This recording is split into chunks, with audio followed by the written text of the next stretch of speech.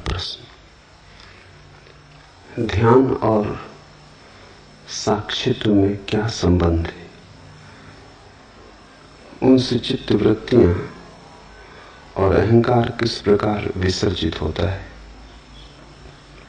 पूर्ण निरअहंकार को उपलब्ध हुए बिना क्या समर्पण संभव है? गैरिक वस्त्र और माला ध्यान और साक्षी में ध्यान और साक्षी साधना में कहाँ तक सहयोगी? और कृपया यह भी समझाएं कि साक्षित्व, जागरूकता और सम्यक स्मृति में क्या अंतर?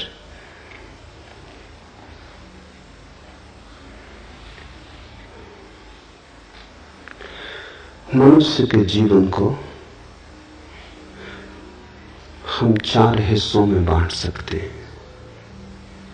सबसे पहली परिधि तो कर्म की है।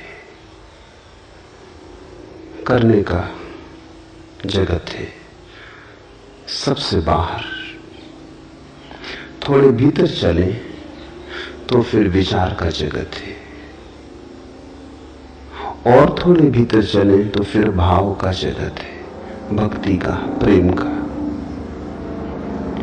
और थोड़े भीतर चले, केंद्र पर पहुंचे तो साक्षी का।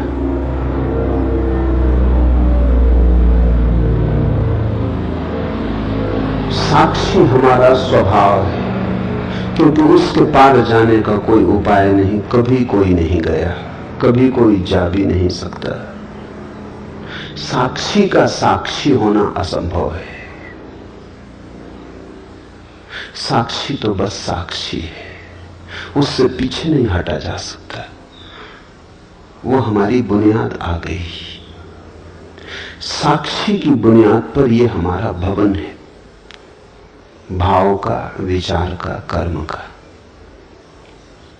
इसलिए 3 योग हैं, कर्म योग, ज्ञान योग, भक्ति योग।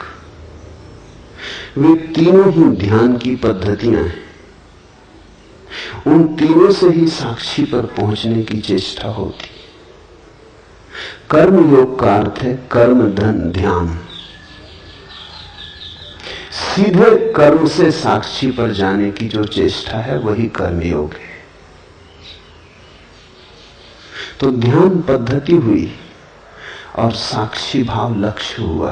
पूछा है ध्यान और साक्षित्व में क्या संबंध है? ध्यान मार्ग हुआ, साक्षित्व मंजिल हुई। ध्यान की परिपूर्णता है साक्षित्व, और साक्षी भाव का प्रारंभ है ध्यान। तो जो कर्म के ऊपर ध्यान को आरोपित करेगा, जो कर्म के जगत में ध्यान को जोड़ेगा, कर्म धन ध्यान, वो कर्म योगी।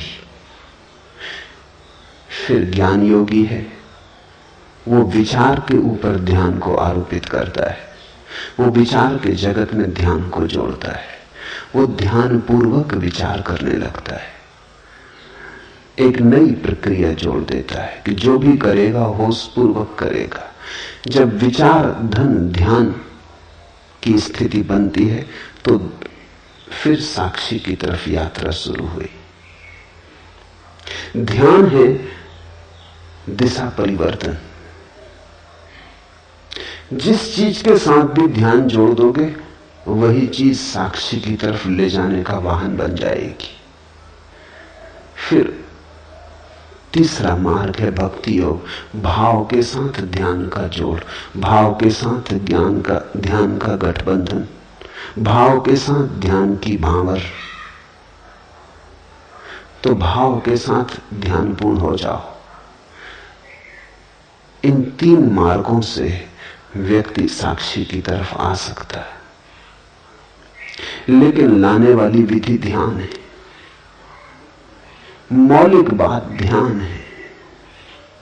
जैसे कोई वैद्य तुम्हें औषधि दे और कहे शहद में मिला के ले लेना, और तुम कहो शहद में लेता नहीं, मैं जैन धर्म का पालन करता हूं। तो वो कहे दूध में मिला के ले लेना, और तुम कहो दूध में ले नहीं सकता, क्योंकि दूध तो रक्त का ही हिस्सा है। मैं क्वेकर ईसाई हूं, मैं दूध नहीं पी सकता, दूध तो मांसाहार है। तो वैद्य कहे पानी में मिला के ले लेना, लेकिन औषधि एक ही है। मधु, दूध या जल, कोई फर्क नहीं पड़ता, वो तो सिर्फ औषधि को गटकने के उपाय, गले से उतर जाए। औषधि अकेली ना उतरेगी। ध्यान औषधि है। 3 तरह के लोग हैं जगत में। कुछ लोग हैं जो बिना कर्म के जी नहीं सकते, उनके सारे जीवन का प्रवाह कर्मठता का है। खाली बैठा हो, बैठ ना सकेंगे, कुछ ना कुछ करेंगे, ऊर्जा है, बहती हुई ऊर्जा है, कुछ हर्ज नहीं। तो सदगुरु कहते हैं कि फिर तुम कर्म के साथ ही ध्यान की औषधि को गटक लो। चलो यही सही, तुमसे कर्म छोड़ते नहीं बनता, ध्यान तो जोड़ सकते हो कर्म में। तुम कहते हो कर्म छोड़कर तुम्हें क्षण भर नहीं बैठ सकता, बैठ में सकते ही नहीं। बैठना मेरे बस में नहीं, मेरा स्वभाव नहीं। मनोवैज्ञानिक जिनको एक्सट्रोवर्ट कहते हैं, बहिर्मुखी, सदा संलग्न है, कुछ ना कुछ काम चाहिए।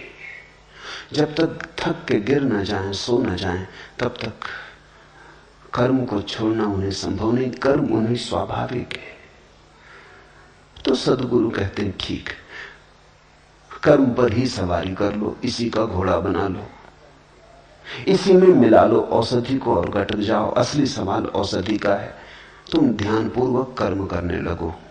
जो भी करो मूर्छा में मत करो, होश पूर्वक करो।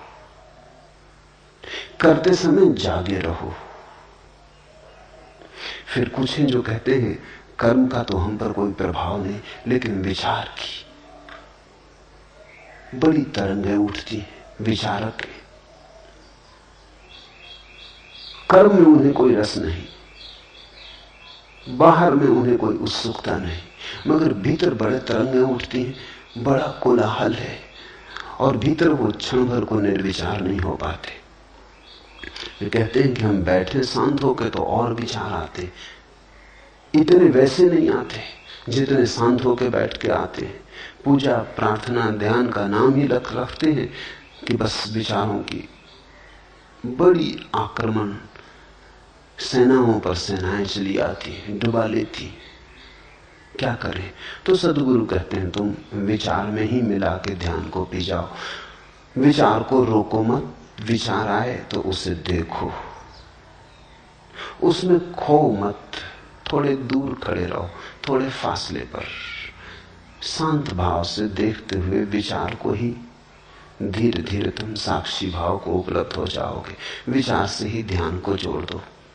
फिर कुछ है वो कहते हैं ना हमें विचार की कोई झंझट है, ना हमें कर्म की कोई झंझट है। भाव का उद्रेक होता है, आंसू बहते, हृदय गदगद हो आता, डुबकी लग जाती, प्रेम में, स्नेह में, श्रद्धा में, भक्ति में। सदगुरु कहते हैं इसी को औषधि बना लो, इसी में ध्यान को जोड़ दो। आंसू तो बहे, ध्यान पूर्वक बहे। रोमांच तो हो, लेकिन ध्यान पूर्वक हो। लेकिन सारसूत्र ध्यान है। ये जो भक्ति, कर्म और ज्ञान के भेद हैं, ये औषधि के भेद नहीं, औषधि तो एक ही है। और यही तुम्हें अष्टावक्र को समझना होगा। अष्टावक्र कहते हैं सीधे ही छलांग लगा जाओ, औषधि सीधी ही गट की जा सकती। वो कहते हैं इन साधनों की भी जरूरत नहीं।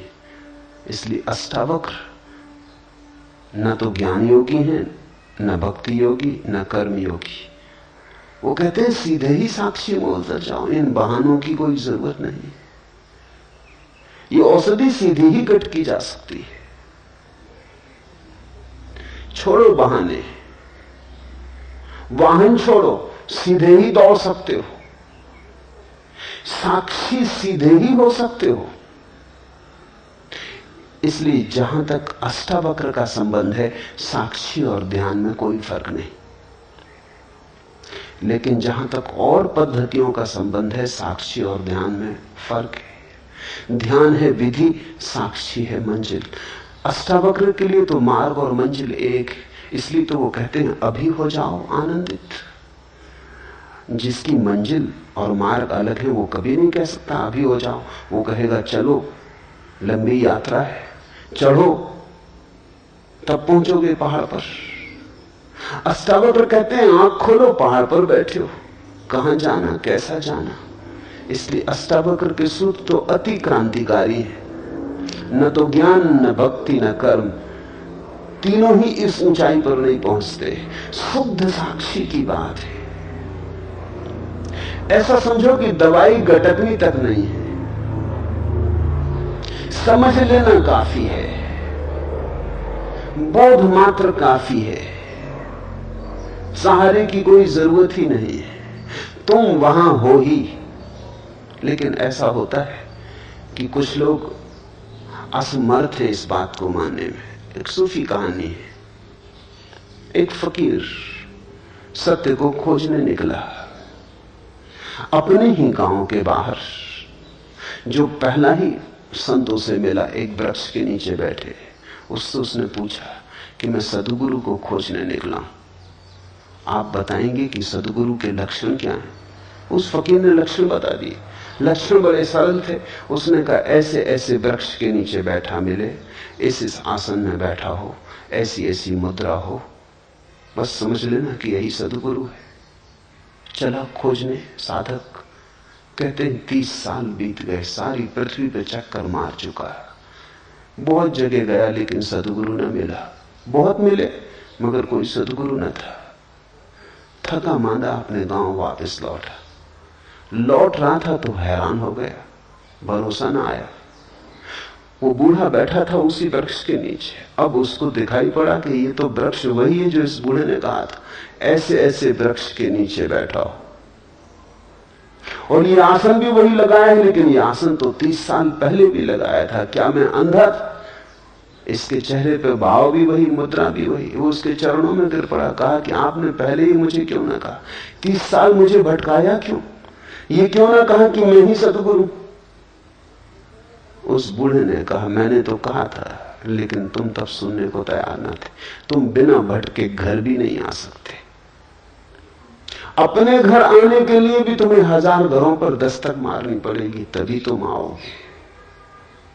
कह तो दिया था मैंने, सब बता दिया था कि ऐसे ऐसे वृक्ष की, यही वृक्ष की व्याख्या कर रहा था, यही मुद्रा में बैठा था, लेकिन तुम भागे भागे थे, तुम ठीक से सुन ना सके, तुम जल्दी में थे, तुम कहीं खोजने जा रहे थे। खोज बड़ी महत्वपूर्ण थी, सत्य महत्वपूर्ण नहीं था तुम्हें, लेकिन आ गए तुम।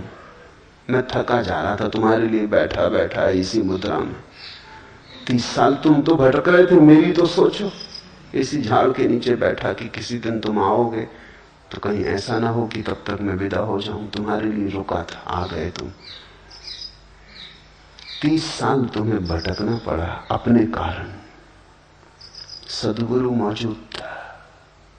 बहुत बार जीवन में ऐसा होता है, जो पास है वो दिखाई नहीं पड़ता, जो दूर है वो आकर्षक मालूम होता है, दूर के ढोल सुहावने मालूम होते हैं।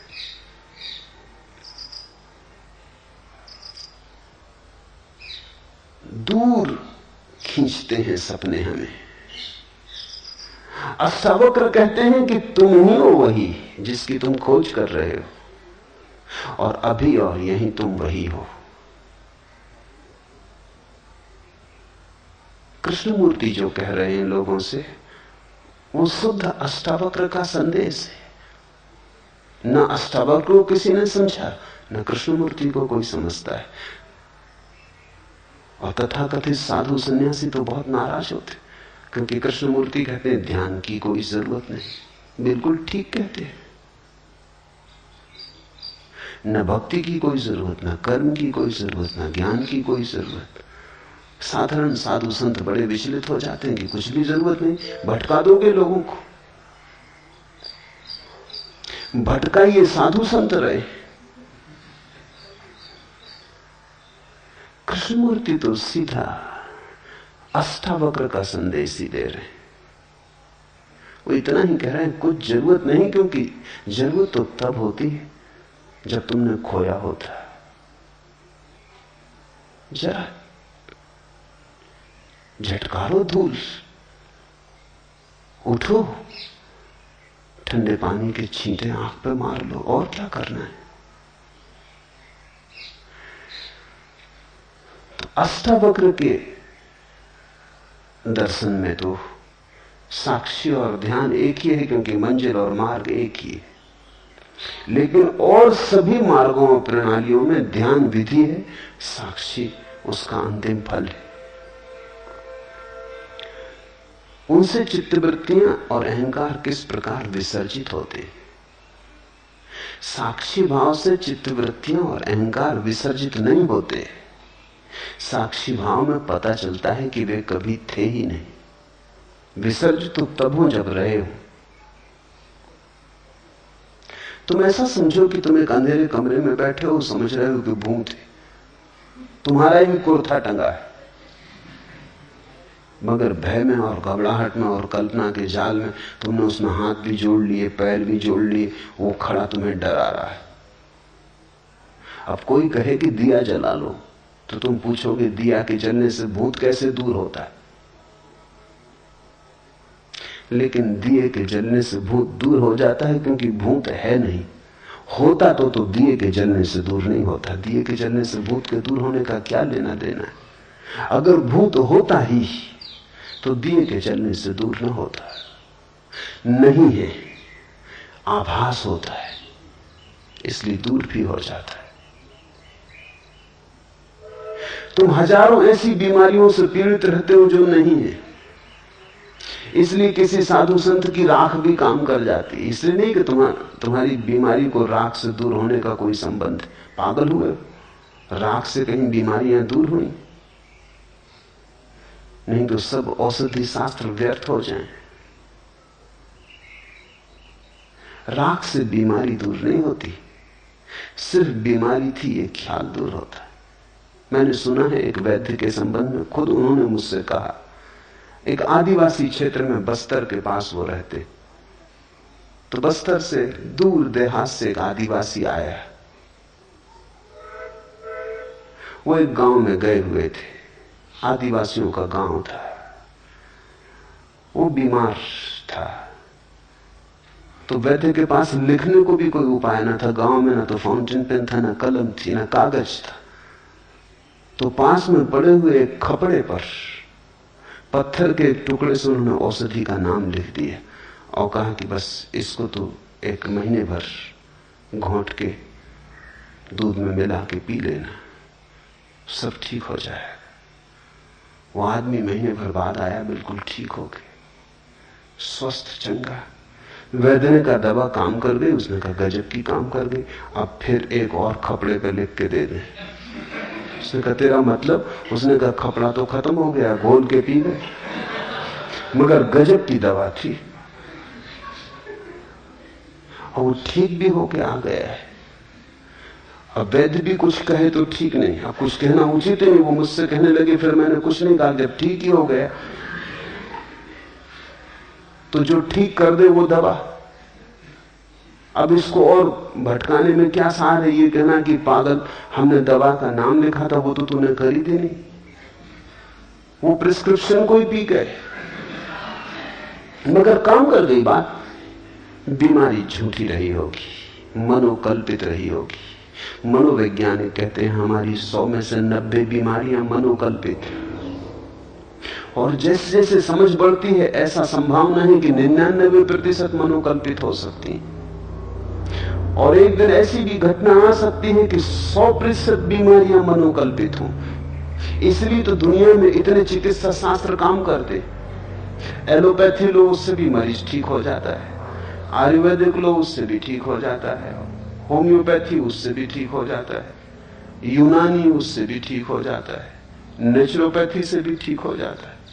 और गंडे ताबीज भी काम करते हैं। आश्चर्यजनक है, अगर बीमारी वस्तुता है तो फिर बीमारी को दूर करने का एक विशिष्ट उपाय ही हो सकता है। सब उपाय काम नहीं करेंगे, बीमारी है नहीं। तुम्हें जिस पे भरोसा है, किसी को एलोपैथी पे भरोसा है, काम हो जाता है। बीमारी से ज्यादा डॉक्टर का नाम काम करता है। तुमने कभी ख्याल किया, जब भी तुम बड़े डॉक्टर को दिखा के लौटते हो जेब खाली करके, काफी फीस देके, आधे तो तुम वैसे ही ठीक हो जाते। अगर वही डॉक्टर मुफ्त प्रिस्क्रिप्शन लिख दे तो तुम्हें असर ना होगा। डॉक्टर की दवा कम काम करती है, चुकाई गई फीस ज्यादा काम करती। एक दफा ख्याल आ जाए कि डॉक्टर बहुत बड़ा, सबसे बड़ा डॉक्टर, बस काफी है। तुम पूछते हो अहंकार और चित्तवृत्तियां साक्षी भाव में कैसे विसर्जित होती हैं? विसर्जित नहीं होती, होती तो विसर्जित होती। साक्षी भाव में पता चलता है कि अरे पागल, नाहक भटकता था, अपने ही कल्पना के मृग जाल बिछाए, मृग तृष्णाएं बनाई, सब कल्पना थी। विसर्जित नहीं होती, साक्षी में जाग के पता चलता है थी ही नहीं। पूर्ण निरअहंकार को उपलब्ध हुए बिना क्या समर्पण संभव है? ये महत्वपूर्ण प्रश्न है।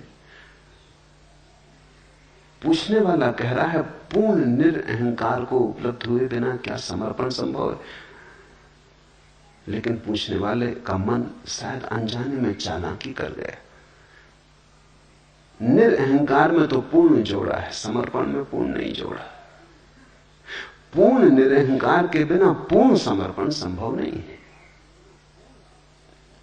जितना अहंकार छोड़ोगे उतना ही समर्पण संभव है। 50% अहंकार छोड़ोगे तो 50% समर्पण संभव। अहंकार का छोड़ना और समर्पण दो बातें थोड़ी हैं, एक ही बात को कहने के दो ढंग। तो तुम कहो कि पूर्ण अहंकार को छोड़े बिना तो समर्पण संभव नहीं, पूर्ण समर्पण संभव नहीं, धोखा मत दे लेना अपने को। तो सोचो कि समर्पण की क्या जरूरत जब पूर्ण अहंकार छूटेगा, और वो तो कब छूटेगा, कैसे छूटेगा? जितना अहंकार छूटेगा उतना समर्पण संभव है। अब पूर्ण की प्रतीक्षा मत करो, जितना बने उतना करो। उतना कर लोगे तो और आगे कदम उठाने की सुविधा हो जाएगी। जैसे कोई आदमी अंधेरी रात में यात्रा पर जाता है, हाथ में उसके छोटी सी कंदील, 4 कदम तक रोशनी पड़ती है। वो आदमी कहे कि इससे तो 10 मील की यात्रा कैसे हो सकती? 4 कदम तक रोशनी पड़ती, 10 मील तक अंधेरा, भटक जाएंगे। तो हम उससे कहेंगे तुम घबराओ मत, 4 कदम चलो। जब तुम 4 कदम चल चुके होगे, रोशनी 4 कदम आगे बढ़ने लगेगी। कोई 10 मील तक रोशनी की थोड़ी जरूरत है, तब तुम चलोगे। 4 कदम काफी है। तो जितना अहंकार रत्ती भर छूटता है, रत्ती भर छोड़ो। रत्ती भर छोड़ने पर फिर रत्ती छोड़ने की संभावना आ जाएगी। 4 कदम चले, फिर 4 कदम तक रोशनी पड़ने लगी। ऐसी तरकीब खोज के मत बैठ जाना कि जब पूर्ण अहंकार छूटेगा तब समर्पण करेंगे, फिर तुम कभी ना करोगे। तुमने बड़ी कुशलता से बचाव कर लिया। उतना ही समर्पण होगा, ये बात सच है, जितना अहंकार छूटेगा। तो जितना छूटता हो उतना तो कर लो। जितना कमा सको समर्पण उतना तो कमा लो। शायद उसका स्वाद तुम्हें और तैयार कर दे, उसका आनंद अहोभाव तुम्हें और हिम्मत दे दे। हिम्मत स्वाद से आती है। कोई आदमी कहे कि जब तक हम पूरा तैरना न सीख लेंगे तब तक पानी में न उतरेंगे। ठीक कह रहा है, गणित की बात कह रहा है, तर्क की बात कह रहा है। ऐसे बिना सीखे पानी में उतर गए और खा गए डुबकी, ऐसी झंझट ना करेंगे। पहले तैरना सीख लेंगे पूरा, फिर उतरेंगे। मगर पूरा सीखोगे कहां? गद्दी पर। पूरा तैरना सीखोगे कहां? पानी में तो उतरना ही पड़ेगा। मगर तुमसे कोई नहीं कह रहा है कि तुम सागर में उतर जाओ, किनारे पर उतरो, गले गले तक उतरो, जहां तक हिम्मत हो वहां तक उतरो, वहां तैरना सीखो। धीरे धीरे हिम्मत बढ़ेगी, 2-2 हाथ आगे बढ़ोगे, सागर की पूरी गहराई भी फिर तैरी जा सकती। तैरना आ जाए एक बार, और तैरना आने के लिए उतरना तो पड़ेगा ही। किनारे पर ही उतरो। मैं नहीं कह रहा हूं कि तुम सीधे किसी पहाड़ से किसी गहरी नदी में छलांग लगा लो। किनारे पर ही उतरो, जल के साथ थोड़ी दोस्ती बनाओ, जल को जरा पहचानो, हाथ पैर तड़फड़ाओ। तैरना है क्या? कुशलता पूर्वक हाथ पैर तड़फड़ाना। तड़फड़ाना सभी को आता है।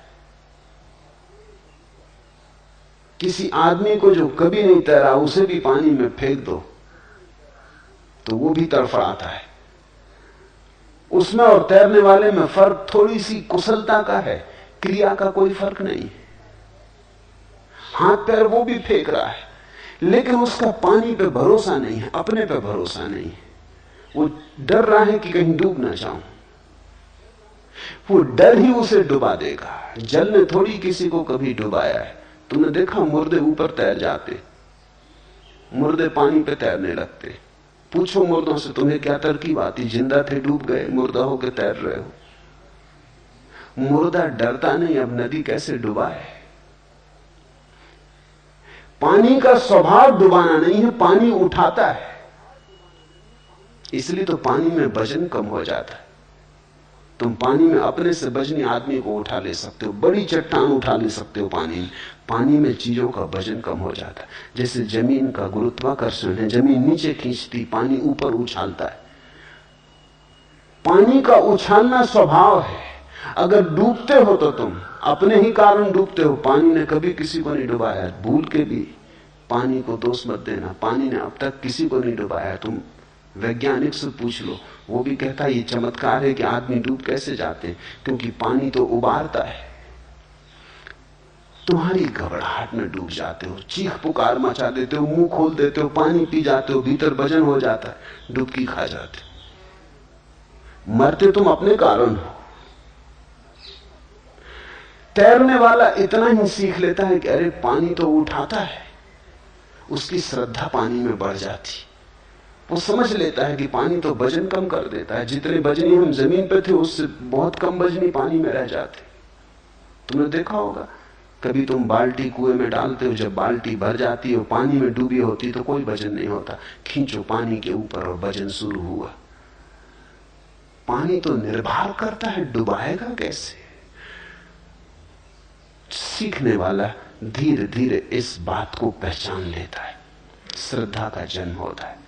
पानी पर भरोसा आ जाता है कि दुश्मन नहीं है, मित्र है, ये डुबाता ही नहीं।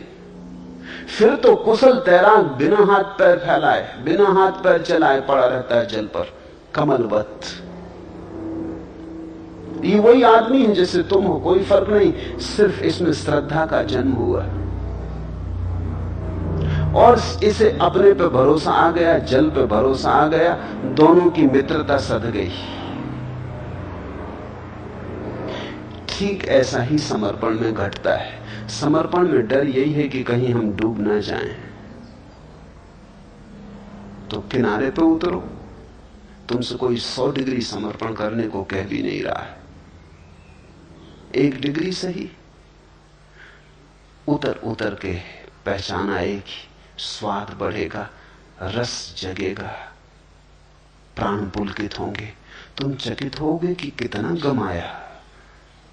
अहंकार के साथ जरा से समर्पण से कितना पाया। नए द्वार खुले, प्रकाश द्वार, नई हवाएं बही प्राणों में, नई पुलक, नई उमंग, सब ताजा ताजा। तुम पहली दफा जीवन को देखोगे, तुम्हें पहली दफा आंखों से धुंध हटेगी, प्रभु का रूप थोड़ा थोड़ा प्रकट होना शुरू होगा। इधर समर्पण, उधर प्रभु पास आया, क्योंकि इधर तुम मिटना शुरू हुए, उधर प्रभु प्रकट होना शुरू हुआ। प्रभु दूर थोड़ी, तुम्हारे बजनी अहंकार के कारण तुम्हें दिखाई नहीं पड़ता। तुम्हारी आंखें अहंकार से भरी हैं, इसलिए दिखाई नहीं पड़ता। खाली आंखें देखने में समर्थ हो जाती। फिर धीरे धीरे हिम्मत बढ़ती जाती, श्रद्धा, आत्मविश्वास। तुम और समर्पण करते हो, एक दिन तुम पूरी छलांग ले लेते हो। एक दिन तुम कहते हो बस बहुत हो गया, अपने को बचाने में ही अपने को गमाया अब तक। एक दिन समझ में आ जाती बात, अब डुबा देंगे और डुबा के बचा लेंगे। धन है वे जो डूबने को राजी, क्योंकि उनको फिर कोई डुबा नहीं सकता। अभागे हैं वे जो बच रहे हैं, क्योंकि वे डूबे ही हुए हैं। उनकी नाव आज नहीं कल टकरा के डूब जाएगी। फिर अहंकार और समर्पण की बात में एक बात और ख्याल कर लेनी जरूरी है। मन बड़ा चालाक है, वो तरकीबें खोजता है। मन कहता है तो पहला कौन, अहंकार का छोड़ना पहले कि समर्पण पहले? पहले समर्पण करें तो अहंकार छूटेगा कि अहंकार छोड़ें तो समर्पण होगा? तुम इस तरह की बातें, बाजार जाते हो अंडा खरीदने, तब तुम नहीं पूछते कि पहले कौन, अंडा की मुर्गी। अगर तुम ये पूछो तो तुम अंडा खरीद के कभी घर ना आ सकोगे। तुम बस खरीद के चले आते हो, पूछते नहीं कि पहले कौन। पहले पक्का तो कर ले कि अंडा पहले कि मुर्गी पहले। अंडा या मुर्गी, बहुत लोगों ने विवाद किए। अंडा मुर्गी का प्रश्न बड़ा प्राचीन है। पहले कौन आता है, बड़ा कठिन है उत्तर खोज पाना, क्योंकि जैसे ही तुम कहो अंडा पहले आता, कठिनाई शुरू हो जाती, क्योंकि अंडा आया होगा मुर्गी से, तो मुर्गी पहले आ गई। जैसे ही कहो मुर्गी आती पहले, वैसी मुश्किल फिर खड़ी हो जाती, क्योंकि मुर्गी आएगी कैसे बिना अंडे के। ये तो एक वर्तुलाकार चक्कर है। प्रश्न भूल भरा है। प्रश्न भूल भरा इसलिए है कि मुर्गा और अंडे दो नहीं है। मुर्गा और अंडा एक ही चीज की दो अवस्थाएं। आगे पीछे रखने में, दो कर लेने में तुम प्रश्न को उठा रहे हो। मुर्गी अंडे का एक रूप है, पूरा प्रकट रूप। अंडा मुर्गी का एक रूप है, अप्रगट रूप, जैसे बीज और वृक्ष। ऐसा ही निरअहंकार और समर्पण। कौन पहले, इस विवाद में पड़ के समय मत गंवाना। अगर मुर्गी ले आए तो अंडा भी ले आए, अगर अंडा ले आए तो मुर्गी भी ले आए। एक आ गया तो दूसरा आ ही गया। कहीं से भी शुरू करो। अगर अहंकार छोड़ सकते हो, अहंकार छोड़ने से शुरू करो। अगर अहंकार नहीं छोड़ सकते तो समर्पण करने से शुरू करो।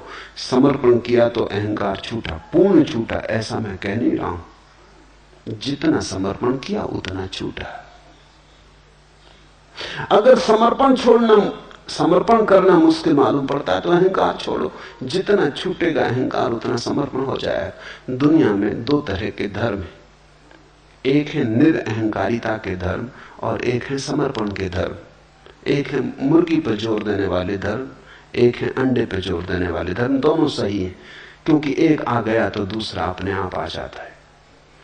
जैसे महावीर का धर्म है जैन धर्म, बुद्ध का धर्म है बौद्ध धर्म।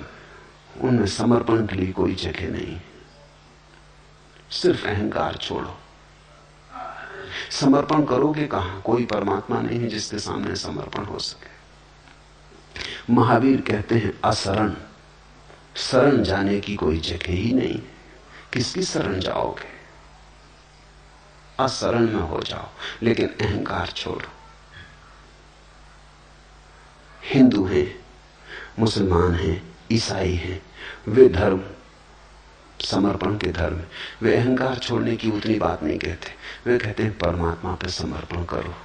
कोई चरण खोज लो, कोई चरण जहां तुम अपने सिर को झुका सको। अहंकार अपने से चला जाएगा। दोनों सही है, क्योंकि दोनों घटनाएं एक ही सिक्के के दो पहलू हैं। तुम सिक्के का सीधा हिस्सा घर ले आओ कि उल्टा हिस्सा घर ले आओ, इससे क्या फर्क पड़ता है? सिक्का घर आ जाएगा। दोनों ही एक सिक्के के पहलू हैं,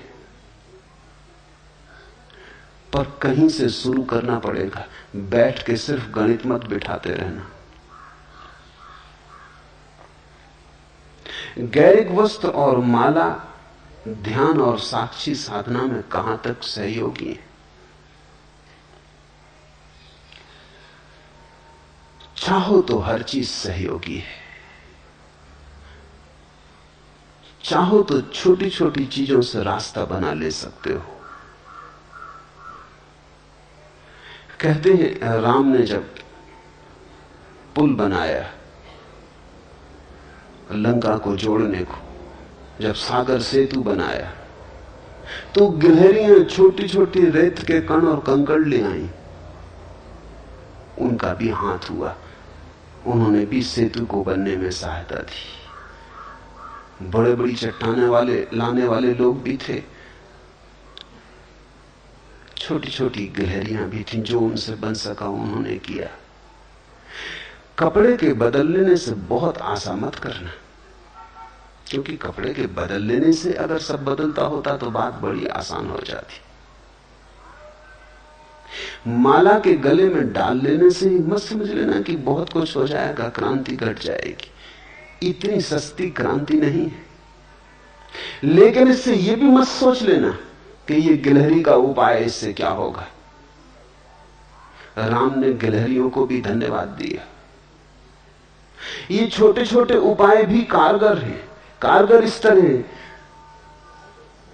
अचानक तुम अपने गांव वापस जाओगे गैरिक वस्त्रों में, सारा गांव चौंक के तुम्हें देखेगा। तुम उस गांव में फिर ठीक उसी तरह से न बैठ पाओगे जिस तरह पहले बैठते थे। तुम उस गांव में उसी तरह से छिप न जाओगे जैसे पहले छिप जाते थे। तुम उस गांव में एक पृथकता लेकर आ गए। हर एक पूछेगा क्या हुआ है, हर एक तुम्हें याद दिलाएगा कि कुछ हुआ है, हर एक तुमसे प्रश्न करेगा, हर एक तुम्हारी स्मृति को जगाएगा, हर एक तुम्हें मौका देगा पुनः पुनः स्मरण का साक्षी बनने का। एक मित्र ने संन्यास लिया, संन्यास लेते वक्त वो रोने लगे, सरल व्यक्ति, और कहा कि बस एक अड़चन है, मुझे शराब पीने की आदत है और आप जरूर कहेंगे कि छोड़ो। मैंने कहा मैं किसी को कुछ छोड़ने को कहते ही नहीं। पीते हो ध्यानपूर्वक पियो।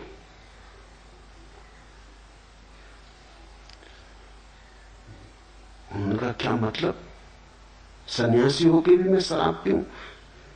तुम्हारी मर्जी, सन्यास मैंने दे दिया, अब तुम समझो। वो कोई महीने भर बाद आए, कहने लगे आपने चालबाजी की। शराब घर में खड़ा था, एक आदमी आके मेरे पैर पड़ लिया, कहा स्वामी जी कहां से आए? मैं भागा वहां से। मैंने कहा कि स्वामी जी उस शराब घर में। वो आदमी कहने लगा आपने चालबाजी की। अब शराब घर की तरफ जाने में डरता हूं कि कोई पैर वगैरह छू ले या कोई नमस्कार वगैरह कर ले। आज 15 दिन से नहीं गया हूं। एक स्मृति बनी, एक याददाश्त जगी। तुम इन गैरिक वस्त्रों में उसी भांति क्रोध न कर पाओगे जैसा कल तक करते रहे थे। कोई चीज चोट करेगी, कोई चीज कहेगी अब तो छोड़ो। अब ये गैरिक वस्त्रों में बड़ा बेहुदा लगता है। मैं तुम्हारे लिए गैरिक वस्त्र देकर सिर्फ थोड़ी अड़चन पैदा कर रहा हूं और कुछ भी नहीं। तुम अगर चोर हो तो उसी आसानी से चोर न रह सकोगे। तुम अगर धन के पागल दीवाने हो, लोभी हो, तो तुम्हारे लोभ में वही बल न रह जाएगा। तुम अगर राजनीति में दौड़ रहे हो, पद की प्रतिष्ठा में लगे थे, अचानक तुम पाओगे कुछ सार नहीं। ये छोटे से वस्त्र बड़े प्रतीकात्मक हो जाएंगे। अपने आप में इनका मूल्य नहीं है, लेकिन इनके साथ जुड़ जाने में तुम धीरे धीरे पाओगे बात तो बड़ी छोटी थी, बीज तो बड़ा छोटा था, धीरे धीरे बड़ा हो गया। धीरे धीरे उसने सब बदल डाला। तुम्हारे कृत्य बदलेंगे, तुम्हारी आदतें बदलेंगी, तुम्हारे उठने बैठने का ढंग बदलेगा, तुम्हारे जीवन में एक नया प्रसाद। लोगों की अपेक्षाएं तुम्हारे प्रति बदलेंगी, लोगों की आंखें तुम्हारे प्रति बदलेंगी। नाम का परिवर्तन, पुराने नाम से संबद्ध विच्छेद हो जाएगा। वस्त्र का परिवर्तन, पुरानी तुम्हारी रूपरेखा से मुक्ति हो जाएगी। ये गले में तुम्हारी माला तुम्हें मेरी याद दिलाती रहेगी। ये मेरे और तुम्हारे बीच एक सेतु बन जाएगी। तुम मुझे भूल ना पाओगे इतनी आसानी से, और लोग तुम्हें पृथक करने लगेंगे, और उनका पृथक करना तुम्हारे लिए साक्षी होने में बड़ा सहयोगी हो जाएगा। लेकिन मैं ये नहीं कह रहा हूं कि इतना कर लेने से सब हो जाएगा, कि बस पहन लिए वस्त्र, माला डाल ली, समझा कि खत्म, यात्रा पूरी। तुम पे निर्भर है। ये संकेत जैसे हैं, जैसे मील के किनारे पत्थर लगा होता है, लिखा रहता है कि 12 मील, 50 मील, 100 मील दिल्ली। उस पत्थर पे कुछ बड़ा मतलब नहीं है। पत्थर हो या ना हो, दिल्ली 100 मील है तो 100 मील है। लेकिन पत्थर पर लिखी हुई लकीर, तीर का चिन्ह राही को हल्का करता। वो कहता चलो 100 मील ही बचा, 25 मील बचा, 50 मील बचा। स्विट्जरलैंड में मील के पत्थर की जगह मिनटों के पत्थर। अगर गाड़ी तुम्हारी रुक जाए कहीं किसी पहाड़ी जगह पर, तो तुम चकित होकर देखोगे कि बाहर खंबे पर पिछली स्टेशन कितनी दूर, 30 मिनट दूर, अगली स्टेशन कितनी दूर, 15 मिनट दूर। बड़ा महत्वपूर्ण प्रतीक है। तो अगर स्विस लोग अच्छी घड़ियां बनाने में कुशल हैं तो कुछ आश्चर्य नहीं। समय का उनका बोध बड़ा प्रगाढ़ है। मील नहीं लिखते, समय लिखते। 15 मिनट दूर।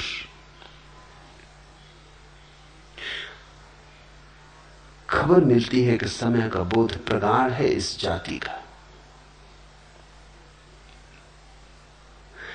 तुम गैरिक वस्त्र पहने हो, कुछ खबर मिलती तुम्हारे बाबत।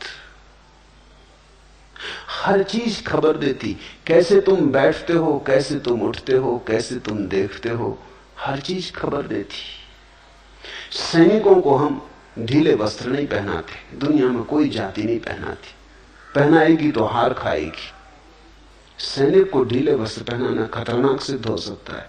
सैनिक को हम चुस्त वस्त्र पहनाते, इतने चुस्त वस्त्र जिनमें वो हमेशा अड़चन अनुभव करता है और इच्छा होती कि कब इनके बाहर कूद के निकल जाए।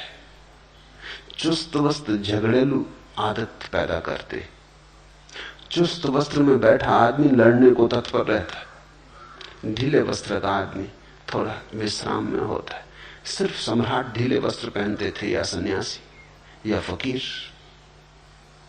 तुमने कभी देखा कि ढीले वस्त्र पहन के अगर तुम सीढ़ियां चढ़ो तो तुम एक एक सीढ़ी चढ़ोगे। चुस्त वस्त्र पहन के चढ़ो, दो दो एक साथ चढ़ जाओगे। चुस्त वस्त्र पहने हो तो तुम क्रोध से भरे हो। कोई जरा सी बात कहेगा और बेचैनी खड़ी हो जाएगी। ढीले वस्त्र पहने हो तुम थोड़े विश्राम में रहोगे। छोटी छोटी चीजें फर्क लाती। जीवन छोटी छोटी चीजों से बनता है। गिलहरियों के द्वारा लाए गए छोटे छोटे कंकर पत्थर जीवन के सेतु को निर्मित करते। क्या तुम खाते हो, क्या तुम पहनते हो, कैसे उठते बैठते हो, सबका अंतिम परिणाम है। सबका जोड़ हो तुम। अब एक आदमी चला जा रहा है, चमकीले भड़कीले रंगीले वस्त्र पहने, तो कुछ खबर देता है। एक स्त्री चली जा रही है, बेहुदे अश्लील शरीर को उभारने वाले वस्त्र पहने, कुछ खबर देती। एक आदमी ने सीधे साधे वस्त्र पहने, ढीले विश्राम से भरे, कुछ खबर मिलती उस आदमी के संबंध। मनोवैज्ञानिक कहते हैं अगर तुम एक आदमी को आधा घंटा तक चुपचाप देखते रहो, कैसे वस्त्र पहने, कैसा उठता, कैसा बैठता, कैसा देखता, तो तुम उस आदमी के संबंध में इतनी बातें जान लोगे कि तुम भरोसा ना कर सकोगे। हमारी हर गतिविधि, हर भाव भंगिमा हमारी है। भाव भंगिमा के बदलने से हम बदलते हैं, हमारे बदलने से भाव भंगिमा बदलती। तो ये तो केवल प्रतीक है, ये तुम्हें साथ देंगे, ये तुम्हारे लिए इशारे बने रहेंगे, ये तुम्हें जागरूक रखने के लिए थोड़ा सा सहारा है।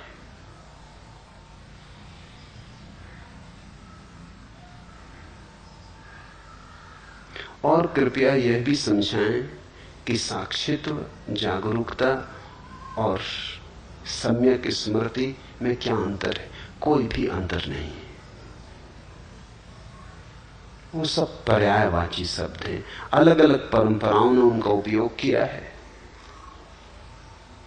जागरूकता कृष्णमूर्ति उपयोग करते हैं, सम्यक स्मृति, माइंडफुलनेस बुद्ध ने उपयोग किया है, साक्षित्व अष्टावक्र ने, उपनिषदों ने, गीता ने उपयोग किया है। सिर्फ भेद अलग अलग परंपराओं का है, लेकिन उनके पीछे जिसकी तरफ इशारा है वो एक ही है।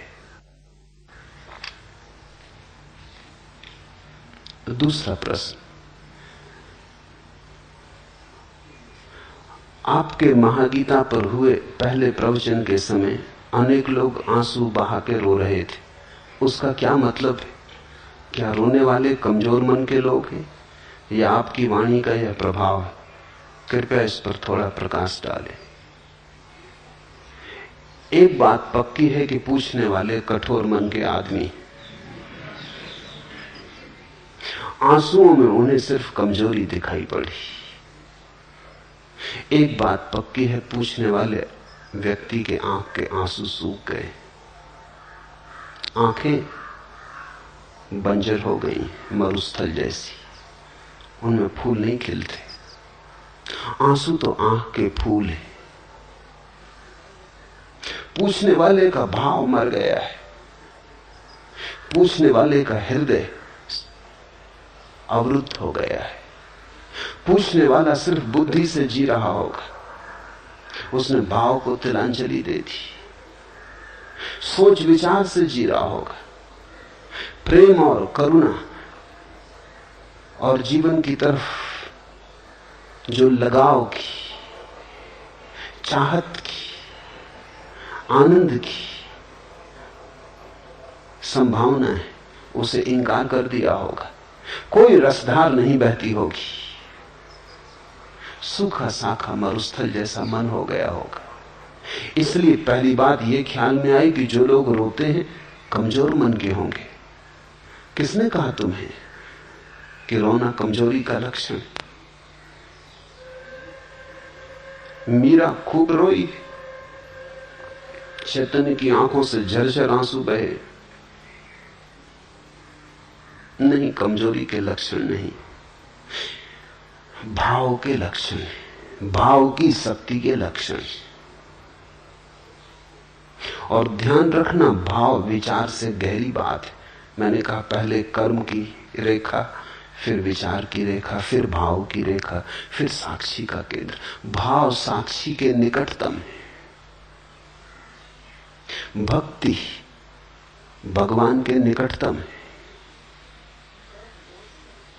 कर्म बहुत दूर है, वहां से यात्रा बड़ी लंबी है।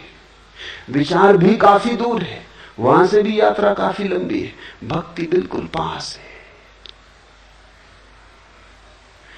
ख्याल रखना, आंसू जरूरी रूप से दुख के कारण नहीं होते। हालांकि लोग एक ही तरह के आंसुओं से परिचित हैं जो दुख के होते। करुणा में भी आंसू बहते, आनंद में भी आंसू बहते, अहोभाव में भी आंसू बहते, कृतज्ञता में भी आंसू बहते। आंसू तो सिर्फ प्रतीक है कि कोई ऐसी घटना भीतर घट रही है जिसको संभालना मुश्किल है। दुख या सुख कोई ऐसी घटना भीतर घट रही है जो इतनी ज्यादा है कि ऊपर से बहने लगी। फिर वो दुख हो, इतना ज्यादा दुख हो कि भीतर संभालना मुश्किल हो जाए तो आंसुओं से बहेगा। आंसू निकास है। या आनंद घना हो जाए तो आनंद भी आंसुओं से बहेगा। आंसू निकास है। आंसू जरूरी रूप से दुख या सुख से जुड़े नहीं है, अतिरेक से जुड़े हैं। जिस चीज का भी अतिरेक हो जाएगा आंसू उसी को लेकर बहने लगेंगे। तो जो रोए उनके भीतर कुछ अतिरेक हुआ होगा, उनके हृदय पे कोई चोट पड़ी होगी, उन्होंने कोई मर्मर सुना होगा अज्ञात का। दूर अज्ञात की किरण ने उनके हृदय को स्पर्श किया होगा। उनके अंधेरे में कुछ उतरा होगा, कोई तीर उनके हृदय को पीड़ा और आह्लाद से भर गया। रोक ना पाए वो अपने आंसू।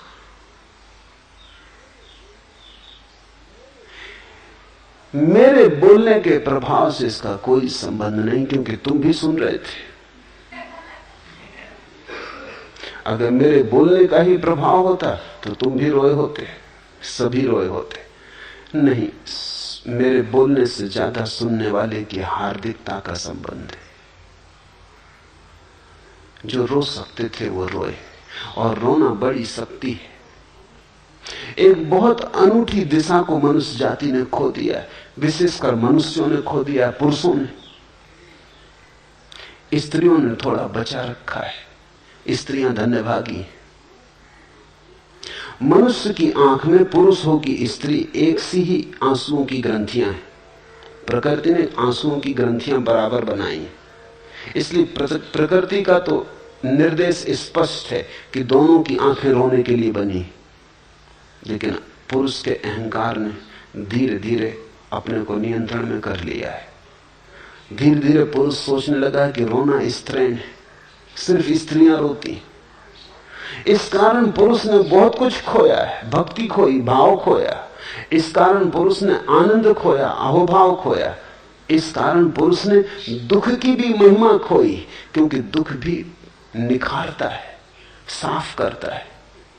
इस कारण पुरुष के जीवन में एक बड़ी दुर्घटना घटी। तुम चकित होगे, दुनिया में स्त्रियों की बजाय दुगने पुरुष पागल होते।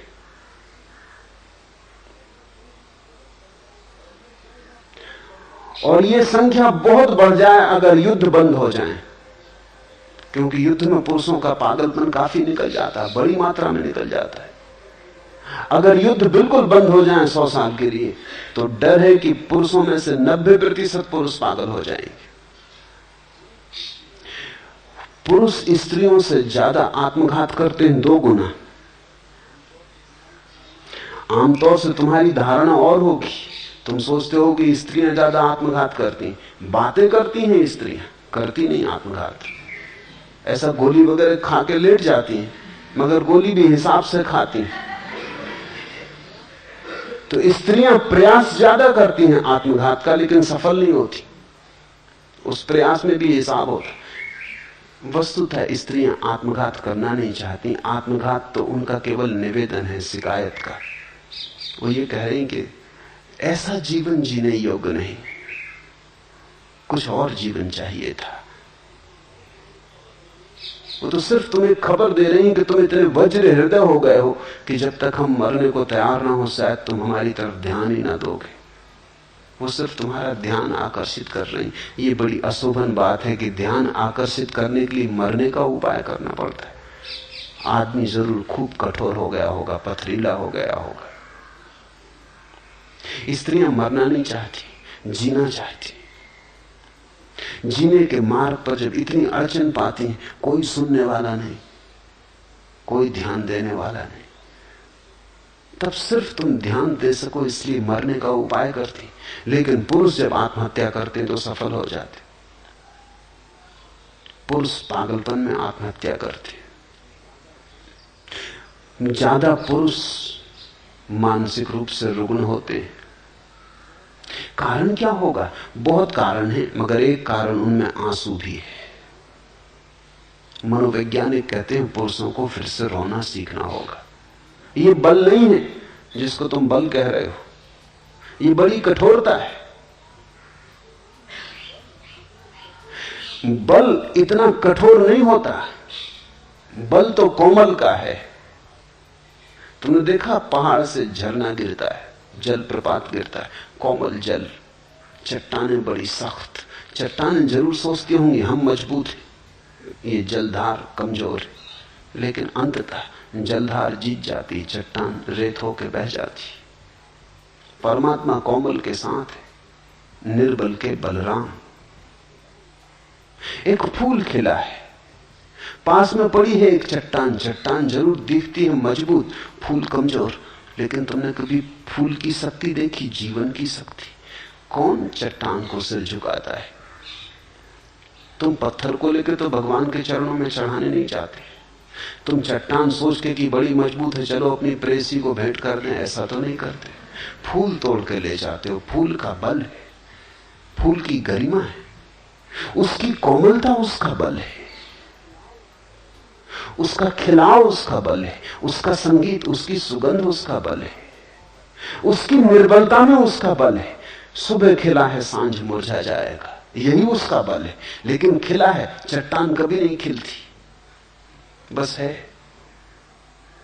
चट्टान मुर्दा है, फूल जीवंत है, मरेगा क्योंकि जिया है। चट्टान कभी नहीं मरती क्योंकि मरी ही है। कोमल बनो, आंसुओं को फिर से पुकारो, तुम्हारी आंखों को गीत और कविता से भरने दो, अन्यथा तुम वंचित रहोगे बहुत सी बातों से। फिर तुम्हारा परमात्मा भी एक तर्क जाल रहेगा, हृदय की अनुभूति नहीं, एक सिद्धांत मात्र रहेगा, एक सत्य का स्वाद और सत्य की प्रतीति नहीं। जो आंसू बहाकर रोए वे सौभाग्यशाली, वे बलशाली। उन्होंने फिक्र ना की कि तुम क्या कहोगे। उनको भी फिक्र तो लगती है कि लोग क्या कहेंगे। जब कोई आदमी जार जार रोने लगता है तो उसे भी फिक्र लगती है कि लोग क्या कहेंगे। बल चाहिए रोने को कि फिक्र छोड़े कि लोग क्या कहेंगे। कहने दो, होंगे बदनाम तो हो लेने दो, हमको जी खोल के रो लेने दो। जब कोई आदमी रोता है, छोटे बच्चे की तरह बिसूरता है, तो थोड़ा सोचो उसका बल। तुम सबकी फिक्र नहीं की उसने ये फिक्र नहीं की कि लोग क्या कहेंगे कि मैं यूनिवर्सिटी में प्रोफेसर हूं और रो रहा हूं। कोई विद्यार्थी देख ले कि मैं इतना बड़ा दुकानदार रो रहा हूं, कोई ग्राहक देख ले कि मैं इतना बलशाली पति और रो रहा हूं और पत्नी पास बैठी है, घर जाके झंझट खड़ी होगी। कि मैं बाप हूं और रो रहा हूं और बेटा देख ले, छोटे बच्चे देख ले, संभाल लो अपने को। अहंकार संभाले रखता है, ये निरअहंकार रोया। अहंकार अपने को सदा नियंत्रण में रखता है, निरअहंकार बहता है, उसमें बहाव है। जे सुलगे ते बुझी गए, बुझे ते सुलगे नाई, रहीमन दाहे प्रेम के बुझ बुझ के सुलगाई।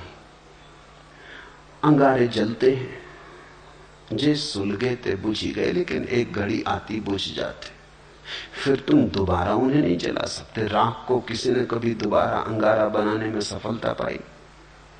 जे सुलगे ते बुझी गए, बुझे ते सुलगे नाही, फिर एक दफा बुझ के वो कभी नहीं सुलगते। रहीमन दाहे प्रेम के, लेकिन जिनके हृदय में प्रेम का तीर लगा उनका क्या कहना। रहीम, रहीमन दाहे प्रेम के बुझी बुझ के सुलगाएं। बार बार जलते, बार बार बुझते, फिर सुलग जाते। प्रेम की अग्नि शाश्वत है, सनातन है। जिन्होंने मुझे प्रेम से सुना वो रो पाएंगे, जिन्होंने मुझे सिर्फ बुद्धि से सुना वो कुछ निष्कर्ष ज्ञान लेके जाएंगे, वो राख लेके जाएंगे, प्रेम का अंगारा नहीं। वो ऐसी राख लेके जाएंगे जो फिर कभी नहीं सुलगेगी, याद रखना। वो बुझ गई, वो तो मैंने तुमसे जब कही तभी बुझ गई। अगर तुमने बुद्धि में ली तो राख, अगर तुमने हृदय में ली तो अंगारा। इसलिए प्रेम का अंगारा जिनके भीतर पैदा हो जाएगा वो तो फिर जलेगा, फिर बुझेगा, फिर जलेगा। वो तो तुम्हें खूब तड़फाएगा, वो तो तुम्हें निखारेगा, वो तो तुम्हारे जीवन में सारा रूपांतरण ले आएगा। दिल खोल के अगर तुम रो सके तो अंगारा हृदय में पहुंच गया इसकी खबर थी। अगर न रो सके तो बुद्धि तक पहुंचा। थोड़ी राख इकट्ठी हो जाएगी, तुम थोड़े जानकार हो जाओगे, तुम दूसरों को समझाने में थोड़े कुशल हो जाओगे, वाद विवाद तर्क करने में तुम थोड़े निपुण हो जाओगे। बाकी मूल बात चूक गई।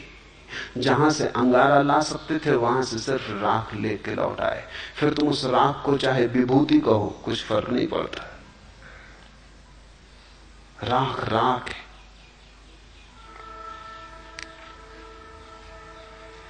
लगी आग उठे दर्द के राग दिल से, तेरे गम में आतश बयां हो गए हम। खिरत की बदौलत रहे रास्ते में, गुब्बारे पसे कारवां हो गए हम। लगी आग उठे दर्द के राग दिल से, वो आंसू आग लग जाने के आंसू थे। जब किसी को रोकते देखो उसके पास बैठ जाना। वो घड़ी सत्संग का है, वो घड़ी छोड़ने जैसी नहीं। तुम नहीं रो पा रहे तो कम से कम रोते हुए व्यक्ति के पास बैठ जाना, उसका हाथ हाथ में ले लेना। शायद बीमारी तुम्हें भी लग जाए। लगी आग उठे दर्द के राग दिल से, आग लग जाए। ये गैरिक वस्त्र आग के प्रतीक है, ये प्रेम की आग के प्रतीक है। तेरे गम में आतश बयां हो गए हम। और जब तुम्हारे भीतर हृदय में पीड़ा उठेगी, विरह का भाव उठेगा, तुम्हारी श्वास श्वास में जब अग्नि प्रकट होने लगेगी, आतश बयां। तेरे गम में आतश बयां हो गए हम। खिरत की बदौलत रहे रास्ते में, बुद्धि की बदौलत तो रास्ते में भटकते रहे। खिरत की बदौलत रहे रास्ते में, गुब्बारे पसे कारवां हो गए हम। और बुद्धि के कारण धीरे धीरे हमारी हालत ऐसी हो गई जैसे कारवां गुजरता है, उसके पीछे धूल उड़ती रहती। हम धूल हो गए। धूल के अतिरिक्त बुद्धि के हाथ में कभी कुछ लगा नहीं है। खिरत की बदौलत रहे रास्ते में, गुब्बारे पसे कारवां हो गए हम। जो दिल अपना रोशन हुआ कृष्ण मोहन, हदें मिट गई बेकरां हो गए हम। जो दिल अपना रोशन हुआ कृष्ण मोहन, अगर प्रेम में पड़ जाए चोट, हृदय पे लग जाए चोट, खिल जाए वहां आग का अंगारा। जो दिल अपना रोशन हुआ कृष्ण मोहन, हदें मिट गई बेकरां हो गए हम। उस घड़ी फिर सीमाएं टूट जाती, असीम हो जाते। आंसू असीम की तरफ तुम्हारा पहला कदम है। आंसू इस बात की खबर है कि तुम पिघले, तुम्हारी सख्त सीमाएं थोड़ी पिघली, तुम थोड़े नरम हुए, तुम थोड़े गर्म हुए, तुमने ठंडी बुद्धि थोड़ी छोड़ी, थोड़ी आग जली, थोड़ा ताप पैदा हुआ। ये आंसू ठंडे नहीं है, ये आंसू बड़े गर्म है। और ये आंसू तुम्हारे पिघलने की खबर लाते हैं। जैसे बर्फ पिघलती है, ऐसे जब तुम्हारी भीतर की अस्मिता पिघलने लगती तो आंसू बहते हैं। कतीले हवस थे तो आतश नफस थे, मोहब्बत हुई बेजुबां हो गए हम। जब बुद्धि से भरे थे, वासनाओं से भरे थे, विचारों से भरे थे तो लाख बातें की। जवान बड़ी तेज थी। कतीले हवस थे तो आतश नफस थे, मोहब्बत हुई बेजुबां हो गए हम। वे आंसू बेजुबान अवस्था की सूचनाएं। जब कुछ ऐसी घटना घटती है कि कहने का उपाय नहीं रह जाता तो न रो तो क्या करूं। जब जवान कहने में असमर्थ हो जाए तो आंखें आंसुओं से कहती। जब बुद्धि कहने में असमर्थ हो जाए तो कोई नाच के कहता है। मीरा नाची, कुछ ऐसा हुआ कि कहने को शब्द ना मिले। पद घुंघरू बांध मीरा नाची रे, रोई, जार जार रोई। कुछ ऐसा हो गया कि शब्दों में कहना संभव न रहा। शब्द बड़े संकीर्ण मालूम हुए। आंसू ही कह सकते थे, आंसुओं से ही कहा। नहीं, इस तरह के भाव मन में मत लेना कि वो लोग कमजोर, वे लोग शक्तिशाली। उनकी शक्ति कोमलता की है, उनकी शक्ति संघर्ष की और हिंसा की नहीं है, उनकी शक्ति हार्दिकता की। क्योंकि अगर तुमने सोचा कि ये लोग कमजोर हैं तो फिर तुम कभी भी ना रोओगे। इसलिए तुमसे बार बार जोर दे के कह रहा हूं, उनको कमजोर मत समझना, उनसे ईर्ष्या करो। बार बार सोचो कि क्या हुआ कि मैं नहीं रो पा रहा हूं।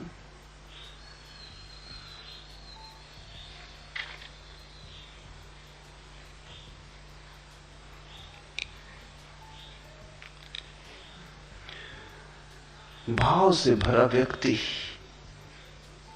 स्वयं के केंद्र के सर्वाधिक निकट है, और जितना ही भाव से भरा व्यक्ति स्वयं के निकट होता है उतनी ही ज्यादा पीड़ा को अनुभव करता है। तुम जितने घर से ज्यादा दूर हो उतने ही घर को भूलने की सुगमता है। जैसे जैसे घर करीब आने लगता है वैसे वैसे घर की याद भी आने लगती। तुम परमात्मा को भूल के बैठे हो, परमात्मा शब्द तुम्हारे कानों में पड़ता है लेकिन कोई हलचल नहीं होती। सुन लेते हो, एक शब्द मात्र है। परमात्मा शब्द मात्र नहीं है, उसे सुन लेने भर की बात नहीं है। जिसके भीतर कुछ थोड़ी सी अभी भी जीवन की आग है उसे परमात्मा झकझोर देगा, शब्द मात्र झकझोर देगा। चाहते हो अगर मुझे दिल से, फिर भला किस लिए रुलाते हो। भक्त सदा परमात्मा से कहते रहे, चाहते हो अगर मुझे दिल से, फिर भला किस लिए रुलाते हो। रोशनी के घने अंधेरों में क्यों नजर से नजर चुराते हो। पास आए न पास आकर भी पास मुझको नहीं बुलाते हो। किस लिए आसपास रहते हो, किस लिए आसपास आते हो। अगर तुमने मुझे ठीक से सुना तो तुम्हें परमात्मा बहुत बार बहुत पास मालूम पड़ेगा। किस लिए आसपास रहते हो, किस लिए आसपास आते हो।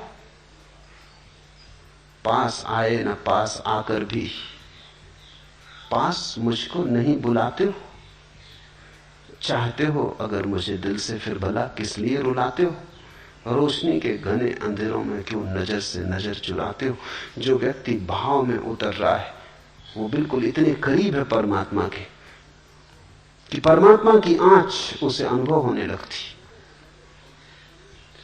नजर में नजर पड़ने लगती, सीमाएं एक दूसरे को ऊपर उतरने लगती, एक दूसरे की सीमा में अतिक्रमण होने लगता है। यहां जो कहा जा रहा है वो सिर्फ कहने को नहीं है, वो तुम्हें रूपांतरित करने को है।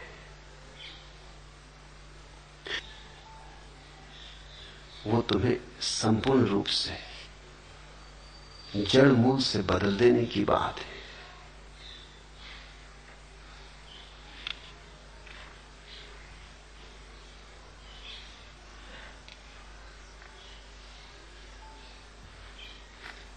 तीसरा प्रश्न, धर्म धन धारणा या धारणा धन धर्म से संस्कृति का निर्माण होता है और संस्कृति से समाज और उसकी परंपराएं बनती। पूज्यपाद ने बताया कि धर्म सबके खिलाफ है। अगर धर्म सभी के विरोध में रहेगा तो किसी प्रकार की अराजकता होना असंभव है क्या? हमें समझाने की कृपा करें। धर्म से जो तुम अर्थ समझ रहे हो धारणा का, वैसा अर्थ नहीं है। धारणा कंसेप्ट धर्म नहीं है। धर्म शब्द बना है जिस धातु से, उसका अर्थ है जिसने सबको धारण किया है,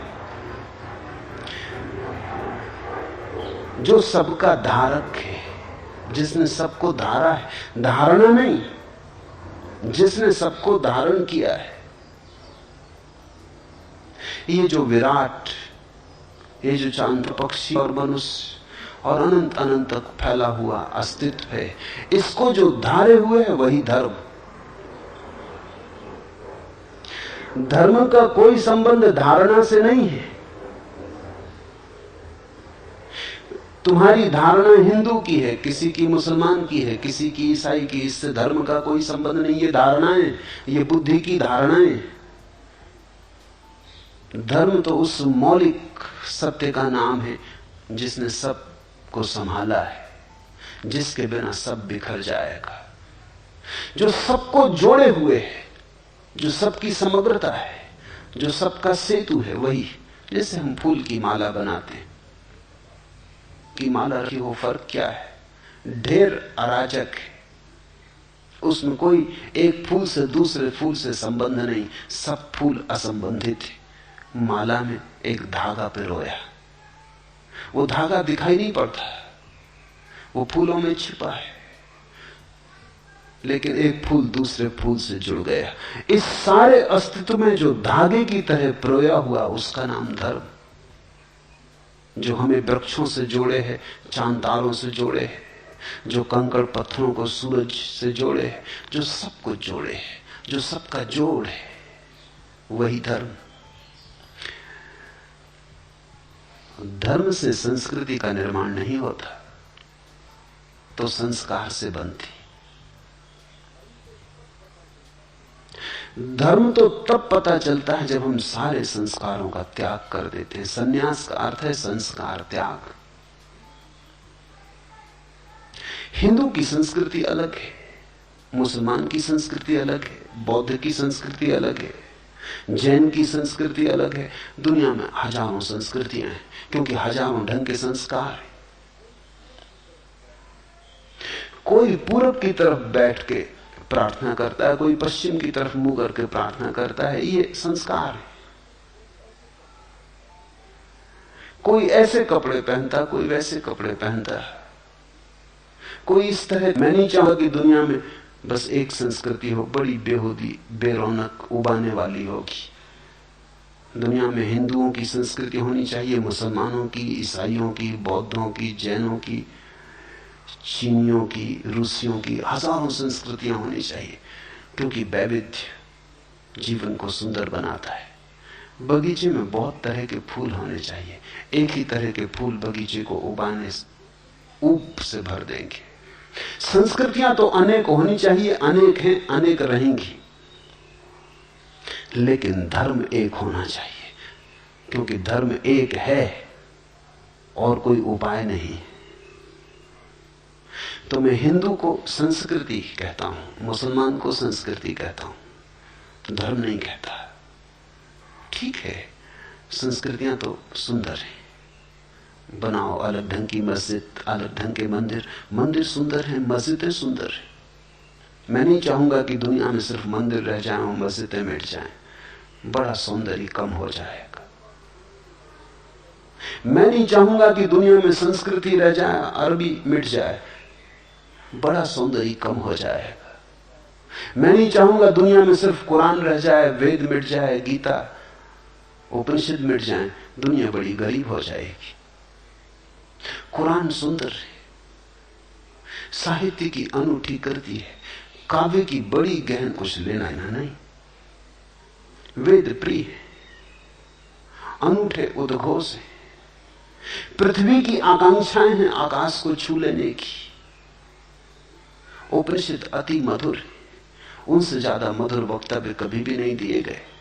वे नहीं खोने चाहिए, वे सब रहने चाहिए, पर संस्कृति की तरह। धर्म तो एक है, धर्म तो वो है जिसने हम सबको धारण किया, हिंदू को भी, मुसलमान को भी, ईसाई को भी। धर्म तो वो है जिसने पशुओं को, मनुष्यों को, पौधों को, सबको धारण किया। जो पौधों में हरे धार की तरह बह रहा है, जो मनुष्यों में रक्त की धार की तरह बह रहा है, जो तुम्हारे भीतर श्वास की तरह चल रहा है, जो तुम्हारे संस्कृति का पर्याय मत समझना।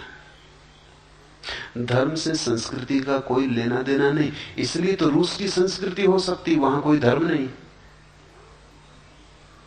चीन की संस्कृति है, वहां अब कोई धर्म नहीं। नास्तिक की संस्कृति हो सकती है, आस्तिक की हो सकती है। धर्म से संस्कृति का कोई लेना देना नहीं। धर्म तो तुम्हारे रहने सहने से कुछ वास्ता नहीं रखता। धर्म तो तुम्हारे होने से वास्ता रखता है। धर्म तो तुम्हारा शुद्ध स्वरूप है, स्वभाव है। संस्कृति तो तुम्हारे बाहर के आवरण, आचरण, व्यवहार, इन सब चीजों से संबंध रखती। कैसे उठना, कैसे बोलना, क्या कहना, कोई परंपरा नहीं बनती। धर्म परंपरा नहीं, धर्म तो सनातन शाश्वत सत्य है। परंपराएं तो आदमी बनाता है, धर्म तो है। परंपराएं आदमी से निर्मित है, आदमी के द्वारा बनाई गई। धर्म आदमी से पूर्व है, धर्म के द्वारा आदमी बनाया गया है। इस फर्क को ख्याल में ले लेना। इसलिए परंपरा को भूल के भी धर्म मत समझना। और धार्मिक व्यक्ति कभी पारंपरिक नहीं होता, ट्रेडिशनल नहीं होता। इसलिए तो जीसस को सूली देनी पड़ी, मंसूर को मार डालना पड़ा, सुकरात को जहर देना पड़ा, क्योंकि धार्मिक व्यक्ति कभी भी परंपरागत नहीं होता। सनातन शाश्वत का कोई उद्घोष करता है तो परंपरा से बंधे लीक लकीर के फकीर बहुत घबरा जाते, उनको बहुत बेचैनी होने लगती। वो कहते हैं इससे तो अराजकता हो जाएगी। अराजकता अभी है। जिसको तुम कहते हो व्यवस्था, अराजकता, वो क्या खाक व्यवस्था है। सारा जीवन कलह से भरा है, सारा जीवन न मालूम कितने अपराधों से भरा है, और सारा जीवन दुख से भरा है। फिर भी तुम घबराते हो अराजकता हो जाएगी। तुम्हारे जीवन में क्या है सिवाय नरक के? कौन सी बांसुरी बजती है तुम्हारे जीवन में? राख ही राख का ढेर है, फिर भी कहते हो अराजकता हो जाएगी। धार्मिक व्यक्ति विद्रोही तो होता है, अराजक नहीं। इसे समझना। धार्मिक व्यक्ति ही वस्तुतः राजक व्यक्ति होता है, क्योंकि उसने संबंध जोड़ लिया अनंत से, उसने जीवन के परम मूल से संबंध जोड़ लिया। अराजक तो कैसे होगा? हाँ, तुमसे संबंध टूट गया, तुम्हारी ढांचे व्यवस्था से वो थोड़ा बाहर हो गया। उसने परम से नाता जोड़ लिया, उसने उधार से नाता तोड़ दिया, उसने नगद से नाता जोड़ लिया, उसने बासे से नाता तोड़ दिया। कृति और सता तो प्लास्टिक के फूलों जैसी है। धार्मिक व्यक्ति का जीवन वास्तविक फूलों जैसा है। प्लास्टिक के फूल फूल जैसे दिखाई पड़ते हैं, वस्तुतः फूल नहीं मालूम होते, बस दूर से दिखाई पड़ते। धोखा है। तुम अगर इसलिए सत्य बोलते हो क्योंकि तुम्हें संस्कार डाल दिया गया है सत्य बोलने का, तो तुम्हारा सत्य दो कौड़ी का है। तुम अगर इसलिए मांसाहार नहीं करते क्योंकि तुम जैन घर में पैदा हुए और संस्कार डाल दिया गया कि मांसाहार पाप है, इतना लंबा संस्कार डाला गया कि आज मांस को देख के तुम्हें मतली आने लगती, तो तुम ये मत सोचना कि तुम धार्मिक हो गए। ये केवल संस्कार है। ये व्यक्ति जो जैन घर में पैदा हुआ है और मांसाहार से घबराता है, इसे देख के मतली आती, देखने की तो बात, मांसाहार शब्द से इसे घबराहट होती।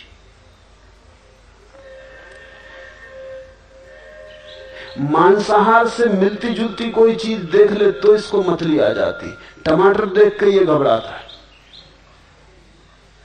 ये सिर्फ संस्कार है। अगर ये व्यक्ति किसी मांसाहारी घर में पैदा हुआ होता तो बराबर मांसाहार करता है, क्योंकि वहां मांसाहार का संस्कार होता। यहां मांसाहार भाव हो चैतन्य का जैसा महावीर के भीतर हुआ, वो संस्कार नहीं था,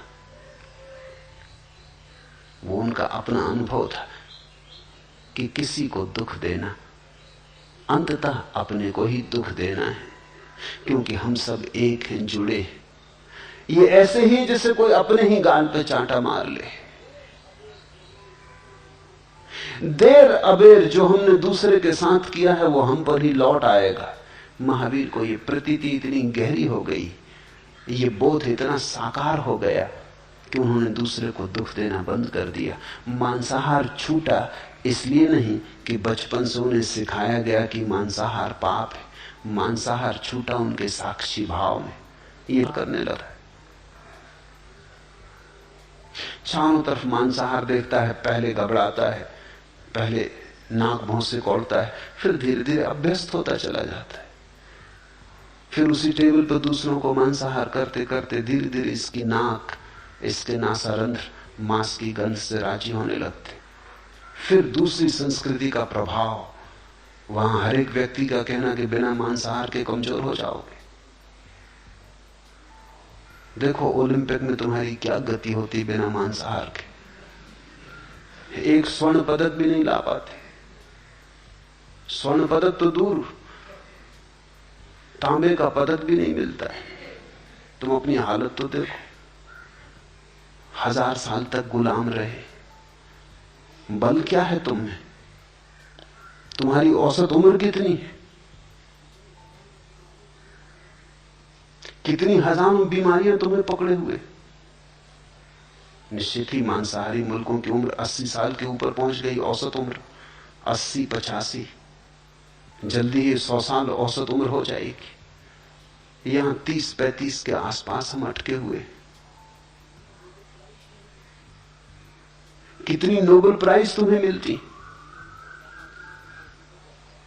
अगर शुद्ध शाकाहार बुद्धि को शुद्ध करता है तो सब नोबेल प्राइज तुम्ही को मिल जानी चाहिए थी। बुद्धि तो कुछ बढ़, एक आध जैन को नोबेल प्राइज मिली।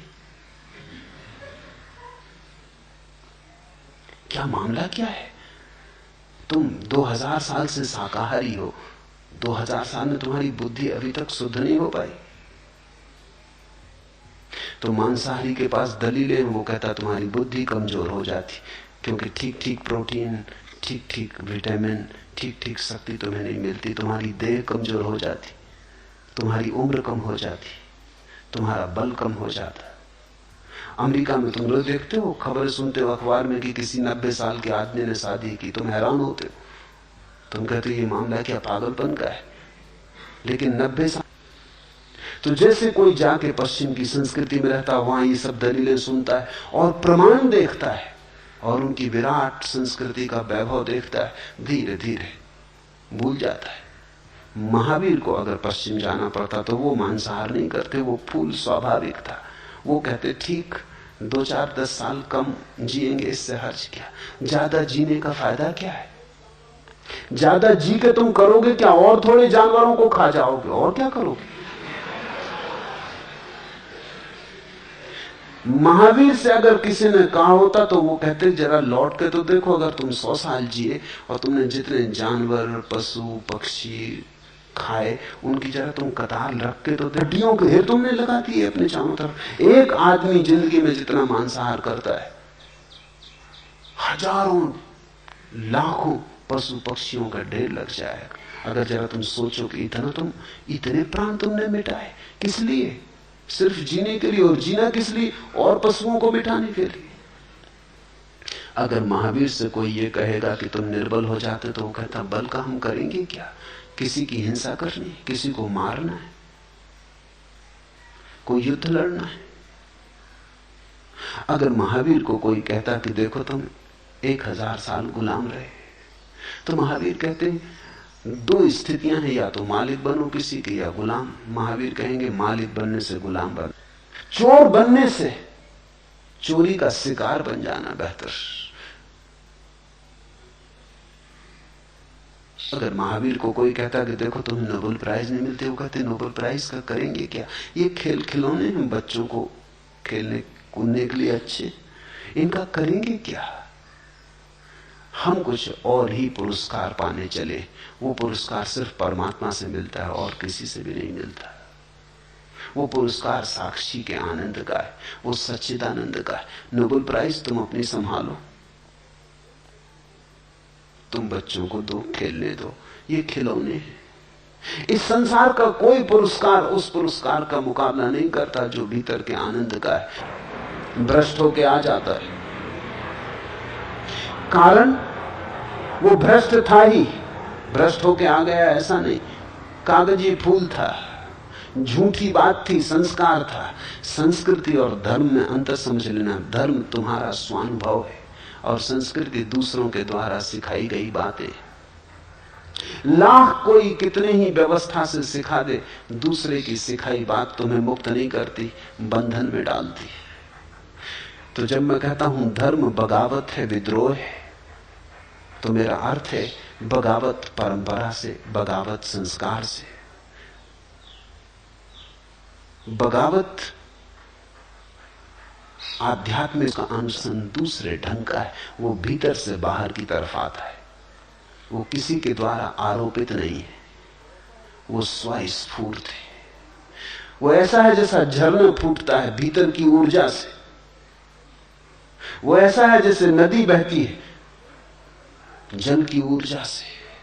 कोई धक्के नहीं दे रहा है। तुम ऐसे हो जैसे गले में किसी ने रस्सी बांधी और घसीटे जा रहे हो, पीछे से कोई कोड़े मार रहा है तो चलना पड़ रहा है। संस्कार से जीने वाला आदमी जबरदस्ती घसीटा जा रहा है, बेमन से घसीटा जा रहा है। धार्मिक व्यक्ति नाचता हुआ जाता है, वो मृत्यु की तरफ भी जाता है तो नाचता हुआ जाता है। तुम जुगाते, वो कहते हम साधु संत सीधे साधे आदमी, बड़ा अन्याय हो रहा है दुनिया में, बेईमान मजा लूट रहे हैं, चोर बदमाश मजा लूट रहे हैं। मैं उनसे कहता हूं तुम्हें ये ख्याल ही उठता है कि वो मजा लूट रहे हैं, ये बात बताती कि तुम साधु भी नहीं, संत भी नहीं, सरल भी नहीं। तुम हो तो उन्हीं जैसे लोग, सिर्फ तुम्हारी हिम्मत कमजोर है। चाहते तो तुम भी उन्हीं जैसा मजा हो, लेकिन उस मजे के लिए जो कीमत चुकानी पड़ती है वो चुकाने में तुम डरते हो। तो तुम भी चोर, लेकिन चोरी करने के लिए हिम्मत चाहिए, वो हिम्मत तुम्हारी खो गई।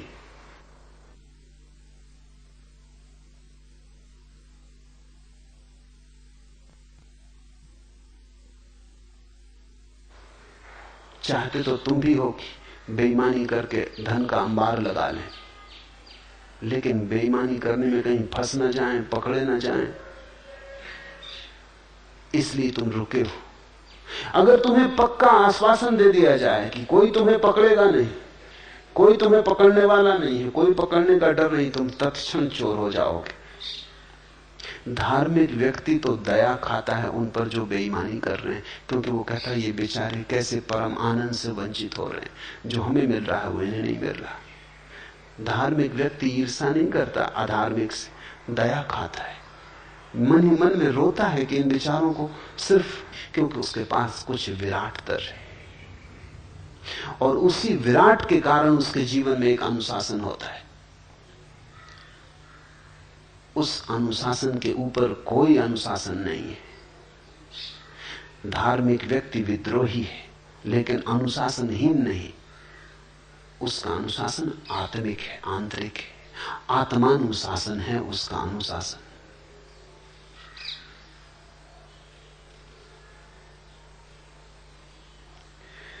और जिसको तुम राजकता कहते हो, जिसको तुम व्यवस्था कहते हो, ये व्यवस्था ने दिया क्या है?